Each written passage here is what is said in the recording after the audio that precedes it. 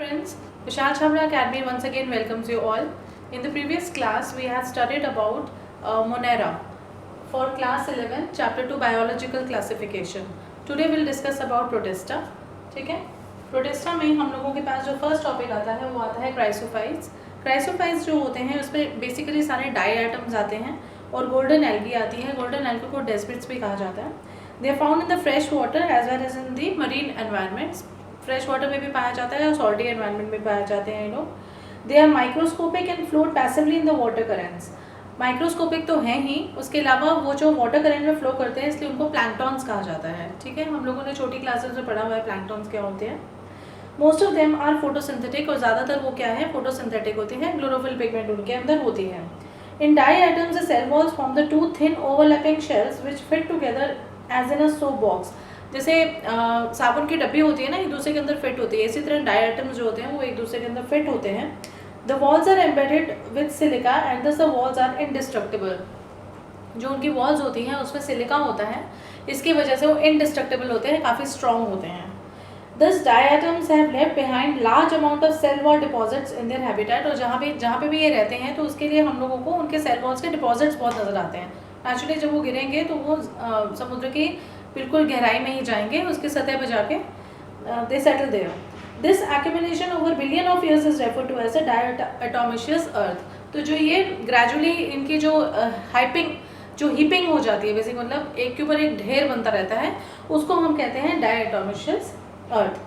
Being gritty, this soil is used in polishing, filtration of oils and syrups. Gritty होने की वजह से जैसे हम जो बर्तन करते हैं तो उसके अंदर वो जिससे उसको साफ करने के लिए एक झूना टाइप होता है लाइक दैट. तो ये ग्रिटी होते हैं. इसमें एक स्क्रब की तरह से एक हार्ड वाली जो चीज़ होती है उसकी वजह से ये फिल्ट्रेशन के काम पे आते हैं, पॉलिशिंग के भी काम आ जाते हैं. And diatoms are basically oceans के अंदर they are the chief producers. Okay, तो क्राइसोफाइट्स हमने पढ़ा. अब हम क्राइसोफाइट्स में हम लोगों ने जो हमारा एग्जाम्पल आया वो किसका आया, डाई एटम्स का आया. ठीक है, अब हम करेंगे सेकेंड टॉपिक डायनोफ्लैजेलेट्स. ये भी आ जाते हैं प्रोटिस्टा के अंदर.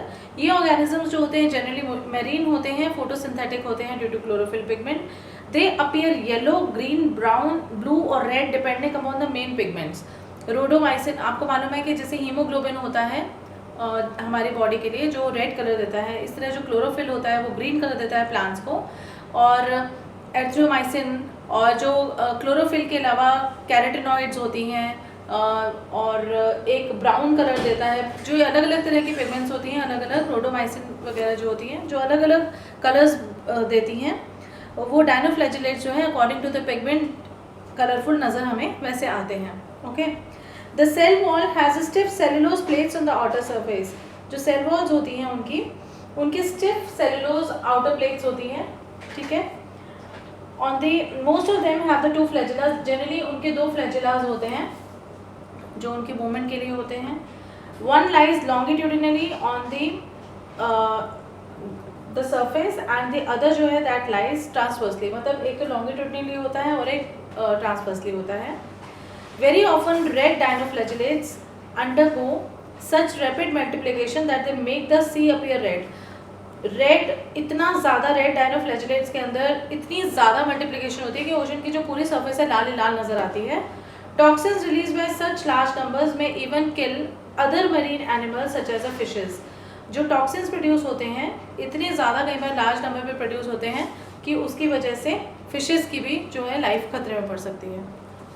तो जैसे ये जो डिफरेंट पिगमेंट्स होती हैं, जैसे कि ये एंथोसायनिन्स होते हैं, ये रेड कलर, रेड से लेकर ब्लू तक की जो पिगमेंट होती है वो होती है. क्लोरोफिल ए होती है, क्लोरोफिल सी होती है.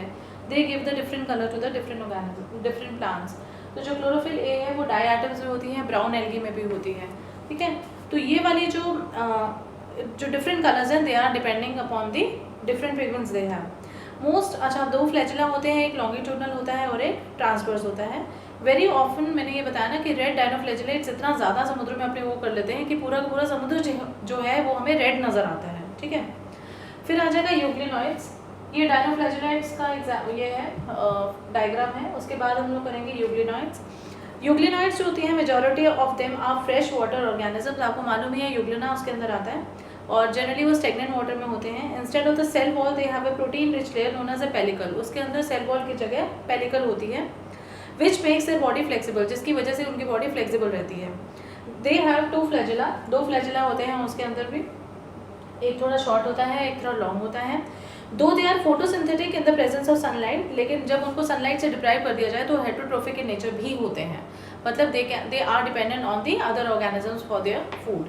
ठीक है। Interestingly the pigments of euglenoids are identical to those present in the higher plants, तो वो ग्रीन पिगमेंट ही होती है उसके अंदर, और इसका एग्जाम्पल यूक्लिन आ जाता है। नेक्स्ट जो हमारे आ जाते हैं वो आ जाते हैं स्लाइम मोल्ड्स। स्लाइम मोल्ड जैसे नाम से पता चल रहा है कि फिसलने वाली चीज़ होती है। स्लाइम मोल्ड्स और जनरली ये क्या होते हैं, सेप्रोफाइटिक होते हैं। सेप्रोफाइटिक कौन से होते हैं, जो कि डेड और डिकेइंग मैटर के ऊपर अपना खाना उनसे मिलता है उन्हें। The body moves along the decaying twigs and leaves engulfing the organic material. Under the suitable conditions they form an aggregation called the plasmodium. जब उनकी सूटेबल कंडीशंस आती हैं तो वो एक एग्रीगेट बॉडी बना देते हैं, एक झुंड सी बॉडी बना देते हैं जिसको कि प्लास्मोडियम कहा जाता है। वो मच्छर वाला नहीं है ये। विच भी grow and spread over the several feet, और ये ग्रो करना शुरू कर देता है और फैलता रहता है। ड्यूरिंग द अनफेवरेबल कंडीशंस, जब फेवरेबल कंडीशंस नहीं होती हैं तो जो प्लास्मोडियम है वो डिफ्रेंशिएट करता है और फ्रूटिंग बॉडी बना देता है जिसके अंदर स्पोर्स होते हैं। ठीक है, और वही स्पोर्स जो झड़कर जो है वो नेक्स्ट जनरेशन को वो करते हैं। The spores possess the true walls, उनके अंदर ट्रू वॉल्स होती हैं और काफ़ी रेजिस्टेंट होते हैं और वेरी स्ट्रॉन्ग होते हैं, और जब वो स्पोर्स डिस्पर्स होते हैं एयर करंट से तो नेक्स्ट जो है वो स्लाइम मोड्स बनते हैं। ठीक है, फिर उसके बाद इसी टॉपिक के अंदर आएगा प्रोटोजोअन्स। प्रोटोजोअन्स जो होते हैं ये प्रोटिस्टा के अंदर ही आते हैं, ये याद रखिएगा कि ऑल प्रोटोजोअन्स आर हेटरोट्रॉप्स। तो जनरली क्या है, सारे के सारे हेटरोट्रॉप्स होते हैं and live as the predators और द पैरासाइट्स, या तो पैरासाइट की तरह रहेंगे किसी के ऊपर डिपेंडेंट, मतलब जैसे कि लाइस होती है जो हमारे ऊपर डिपेंड करती है खाने के लिए, ब्लड के लिए, और प्रेडेटर्स जैसे कि शेर हो गया, प्रे कॉर्न हो गया, डियर हो गया। तो इस तरह के जो प्रोटोजोअन्स होते हैं वो हेटरोट्रॉप्स होते हैं या प्रेडेटर्स होते हैं, पैरासाइट्स होते हैं। They are believed to be primitive relatives of the animals. There are 4 major group of protozoans. 4 main आते हैं प्रोटोजोन्स। पहले आ जाते हैं amoeboid protozoans. These organisms live in the fresh water, sea water और the moist soil. ये कहाँ रहते हैं, फ्रेश वाटर में भी रह सकते हैं और सी वाटर में भी रह सकते हैं और गीली मिट्टी में भी रह सकते हैं। They move and capture their prey by putting out pseudopodia. तो इसके जो एग्जाम्पल्स हैं ऑब्वियसली आपको नाम से पता चल रहा है कि अमीबा है, तो ये अपने सूडोपोडिया निकालता है। ठीक है, जैसे सपोज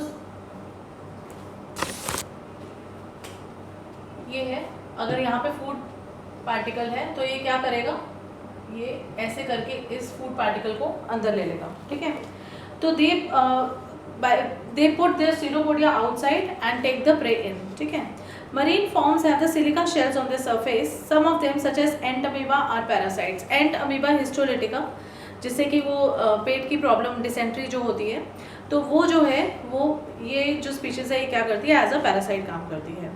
फिर आ जाते हैं फ्लैजिलेटेड प्रोटोजोअन्स। फ्लैजिलेटेड प्रोटोजोअन्स में ट्रिपैनोसोमास आते हैं। ट्रिपैनोसोमा जो होते हैं वो जनरली फ्री लिविंग और पैरासिटिक होते हैं, उनके फ्लैजिला होते हैं और डिजीजेस फैलाते हैं।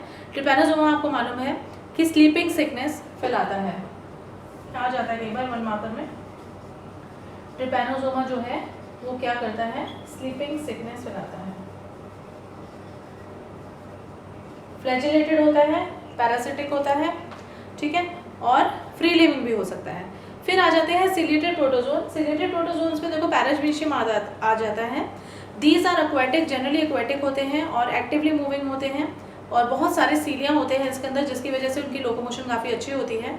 दे have a cavity of the gullet that opens to the outside of the cell surface. उनके पास एक कैविटी होती है जो that opens to the outside, ठीक है, और the coordinated movement of the rows of the cilia causes the water laden with food to be steered into the gullet. और इनकी सीलिया की मूवमेंट की वजह से जो इनका खाना है अंदर वो इस गलेट के अंदर चला जाता है। ओके, तो इसका एग्जाम्पल पैरामीशियम है। फिर है sporozoans. This include the diverse organisms that have an infectious spore-like stage in their life cycle. इनकी लाइफ साइकिल में स्पोरोजोन, जैसे नाम से ही पता चल रहा है, स्पोर जो है that plays a dominant role. The most notorious like is Plasmodium, malarial parasite जो कि मलेरिया फैलाता है, which causes the malaria, a disease which has a staggering effect on the human population. So हम लोगों ने क्या पढ़ा आज हम लोगों ने सारे प्रोटिस्टा पढ़े। प्रोटिस्टा में हम लोगों ने राइसोफाइट्स पढ़े, डायनोफ्लैजिलेट्स पढ़े, यूग्लिनॉइड्स पढ़े, स्लाइम मोल्ड्स पढ़े, प्रोटोजोन्स पढ़े, और प्रोटोजोन्स में भी हम लोगों ने फ्लैजिलेटेड, सिलिएटेड, स्पोरोजोन्स और अमीबॉइड प्रोटोजोन्स पढ़े। ठीक है, और आप इनको प्लीज़ ढंग से पढ़ लीजिएगा। नेक्स्ट क्लास में I think will be through with this chapter. Until then, any queries, any questions, you are always welcome.